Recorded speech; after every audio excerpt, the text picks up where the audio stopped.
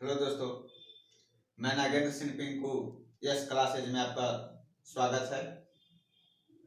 दोस्तों, आज हम आपके बीच एक्सपेंडेड फॉर्म, जिसका मतलब होता है विस्तारित रूप। तो एक्सपेंडेड फॉर्म का मतलब होता है विस्तारित रूप, यानी किसी भी संख्या को विस्तार से जब उसको लिखा जाता है उसे हम एक्सपेंडेड फॉर्म कहते हैं। तो आइए देखते हैं किसी संख्या को हम किस किस रूप में उसको विस्तार से लिख सकते हैं। जैसे मान लीजिए कोई संख्या है 7258। अब इसको हमें विस्तारित रूप में लिखना है, तो हम इसको किस तरह से लिखेंगे। तो सबसे पहले क्या करेंगे कि क्या है हमारा 7 लिख देंगे, और 7 के बाद जितने डिजिट रहते हैं उतना इस पर क्या करेंगे, 0 बैठा देंगे। फिर उसके बाद प्लस का चिन्ह देंगे। फिर उसके बाद क्या है 2, तो 2 लिख देंगे। तो 2 के बाद कितने डिजिट हैं 1 2, तो 2 0 इस पर बैठा देंगे। फिर प्लस का चिन्ह देंगे।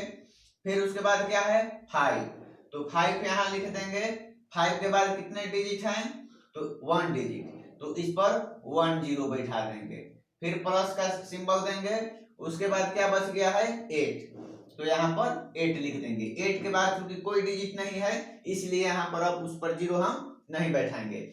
इस तरह से इसको बना सकते हैं, या इसको इस तरह से भी बनाया जा सकता है कि जैसे मान लीजिए 7 हम लिख दिए, 7 इंटू 1, 1 चूंकि सब में रहेगा, तो अब 7 के बाद कितने डिजिट हैं, तो 1 2 3, तो यहाँ पर 1 2 3 प्लस, अब लिखेंगे 2 इंटू 1। अब 2 के बाद कितने डिजिट हैं, 2 डिजिट हैं, तो 2 0 बैठा देंगे इस पे, प्लस उसके बाद क्या है 5 इंटू 1, तो 5 के बाद कितने डिजिट हैं 1 डिजिट हैं, तो इस पे 1 0। फिर प्लस 8 इंटू 1, तो 8 के बाद कोई डिजिट नहीं है तो इसमें 1 पर कोई 0 नहीं बैठाएंगे। इस तरह भी इसको लिख सकते हैं, या इसको इस तरह से भी हम लिख सकते हैं। जैसे मान लीजिए 7 है, तो 7 क्या है 1000 के स्थान पर, तो 7000 प्लस यानी कि 7000।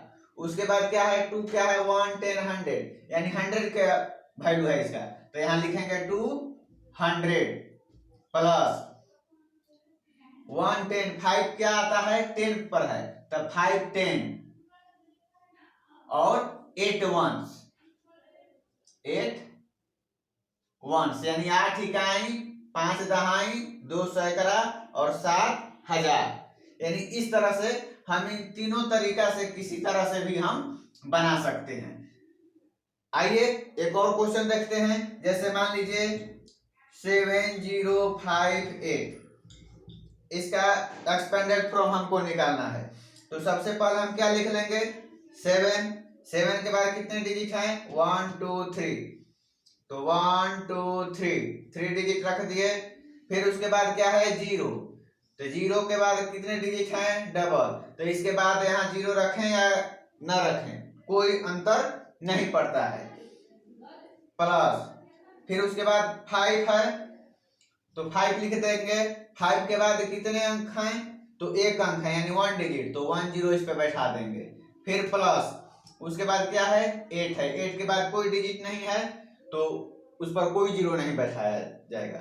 यानी कहने का मतलब है कि इस सबको जब ऐड करेंगे तो यह स्मॉलेस्ट रूप आ जाएगा, और जब स्मॉलेस्ट रूप है इसको अलग अलग कर देंगे तो यह विस्तारित रूप हो गया, यानी एक्सपेंडेड फॉर्म हो गया।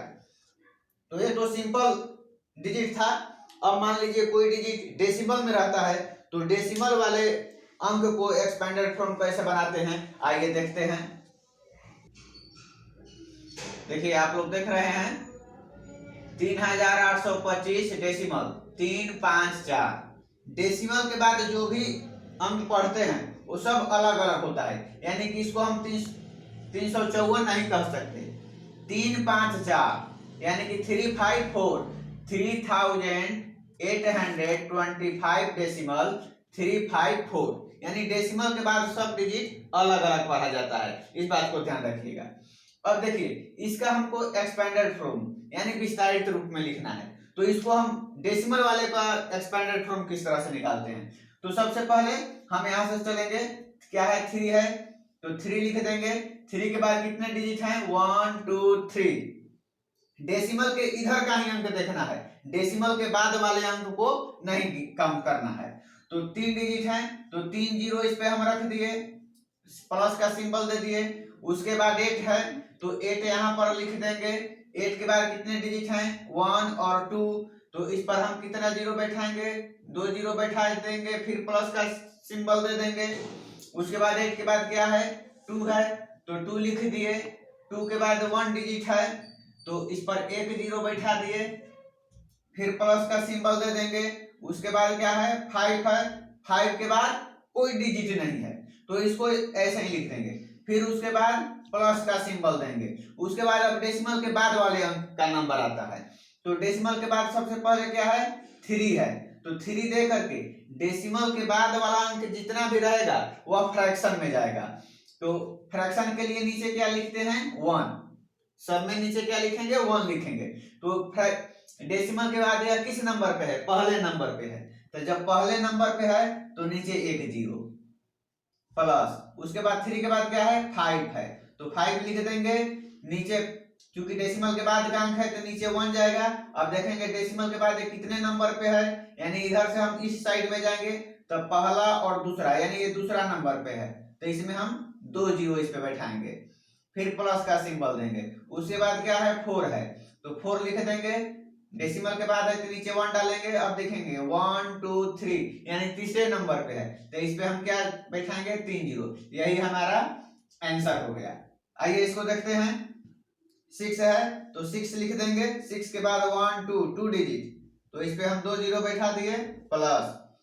उसके बाद 9 है तो 9 लिख देंगे। 9 के बाद 1 डिजिट है तो 1 जीरो बैठाएंगे, फिर प्लस। उसके बाद 5 है तो 5 लिख दिए कि 5 के बाद कोई डिजिट नहीं है तो इस पे जीरो नहीं बैठाएंगे। फिर डेसिमल के बाद वाला अंक शुरू होता है तो 3 लिखे, डेसिमल के बाद वाला है तो नीचे फ्रैक्शन में 1 लिखाया जाएगा। फिर उसके बाद क्या है कि ये पहले नंबर पे है तो पहला नंबर पे है तो 1 जीरो, फिर प्लस का सिंबल देंगे।